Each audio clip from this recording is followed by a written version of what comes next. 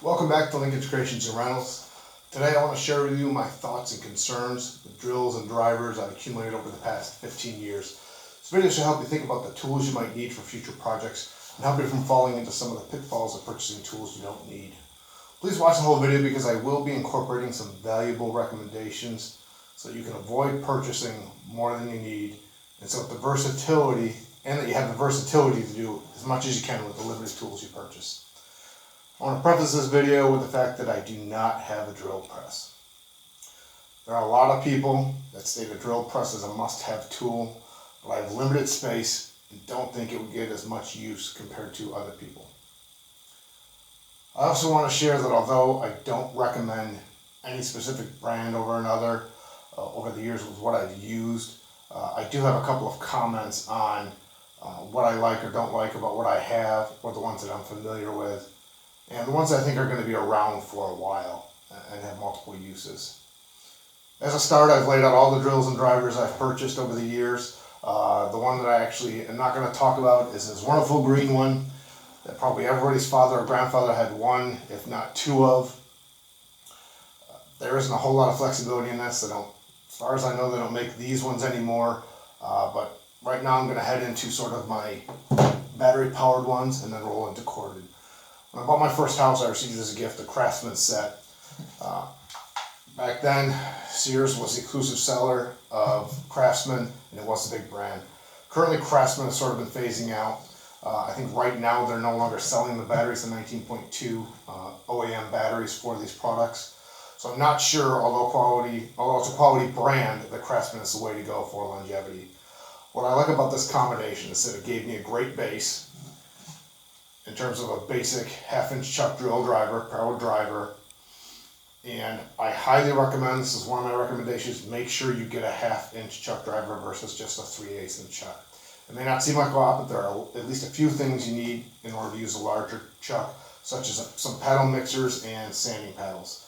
Additionally, this combination kit came with the right angle drill, and this has come in handy for tight areas. Later, I picked up an impact driver from Craftsman that matches the 19.2 volt batteries, primarily for use in automotive applications, such as removing lug nuts. It's been a necessity for larger products when it comes to lag bolts. The next driver I purchased was more out of efficiency. I needed a brad nailer, and I did some research. I was looking at brad nailers at Home Depot because I didn't want to spend a whole lot of money, and because I didn't think I'd use it a lot. Most of them were about $80, like this one was $80, but did not come with a battery. It was a tool only. I ended up finding this brad nailer and the coinciding 3/8 inch chuck drill driver from Ryobi with two batteries and a charger for around $130. Although I don't think the 3/8 inch chuck is the best way to go if you can only afford one tool, but I will recommend searching the deals both online and in-store when purchasing any drill driver because of the deals available when buying combinations. I know Ryobi has a lot of different combinations, and there are always great deals on Dewalt and Milwuakee brands around Black Friday, Christmas, Father's Day, and maybe some other holidays. The drill driver itself has held up fairly well, and I'm considering purchasing other Ryobi tools, given that I already have the two batteries and the charger, and that many of their battery-powered tools are interchangeable.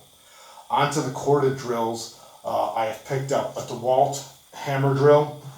I picked this up in order to install some shutters outside on a brick exterior of my house. I'm sort of going to skip over this one because I've actually picked up a Skill hammer regular drill combination. And if you need to buy one of these, I highly recommend getting a combination tool so you don't need to actually have both of them. This gives you much more versatility for the corded drill, and therefore you don't need one of each. I found that these are a necessity for items that require a lot of heavy drilling. The giant Connect 4 that I built actually required 42 individual holes cut into half-inch plywood. The Craftsman drill driver I had and the batteries just could not keep up. I actually went and purchased more batteries and a 4-battery charging station, and it could not keep up. So one of the items I don't have, which I hope to procure in the future, is a small impact driver. Many woodworkers recommend it for driving screws into projects, and I will likely pick up a Ryobi impact driver the next time I see one go on sale.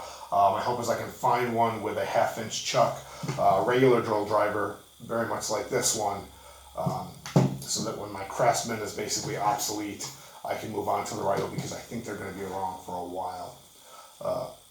Now, one of the main reasons I recommend getting the 1/2-inch chuck driver is because there are a handful of items you may need the 1/2-inch chuck for, and the 3/8 chuck won't work. One of the things I've used before is one of the larger mixing paddles. This one I've used for concrete, and some of the sanding paddles you can get. Circular paddles such as this one would require a 1/2-inch chuck. So that's one of the main reasons I would say if you can only buy one, be very careful in reading the descriptions of the combination packages that are out there for the tools, and make sure you do get one that says it is a 1/2-inch chuck, not just a 3/8. Again, if you're only going to buy one, make sure you grab the 1/2-inch. So this is the group of tools that I've had on and off over the last couple of years. Right now, I think Ryobi's a fairly affordable brand for most people, available at all Home Depots or most of the Home Depots. I will provide some links to that. I am a fan of the skill corded, the dual use, both the hammer drill and the regular. I honestly wish I probably hadn't bought the Dewalt. But with all that being said, granted, Craftsman isn't the brand it used to be in terms of, you know, Sears supporting the brand and having it readily available. It's held up for about the last 15 years. Other than buying a couple of new batteries, since the old original ones don't really hold a charge anymore, it has done well. But again, I am not sure if Craftsman as a brand is really going to be one that is going to be easy to find and still out there for a while. So these are some of the thoughts I have on the stuff I've bought. Again, I've got a couple of duplicates here. I recommend at least getting your 1/2-inch chuck driver. If you can buy a combination that has a brad nailer or something else that you might need, I think that's a great idea. And I do think the 90-degree, the right angle drivers do come in handy. You can probably get away without one, but if you're trying to drill holes in between studs or in between floor joists or something like that, and you're trying to bore large holes for something, this definitely saves you a lot of space with getting something like a pedal bit in there. So if you have any questions, please leave some in the comments. I hope you guys have enjoyed this little short video. Again, I just hope people don't fall into the pitfalls I have and have a few more than they really need, when you can definitely stock your shop with a lot less for a lot more affordable. So thanks for watching. Please hit the subscribe button and give this video a like. I appreciate you guys watching, and I'll catch you guys next time. Thanks.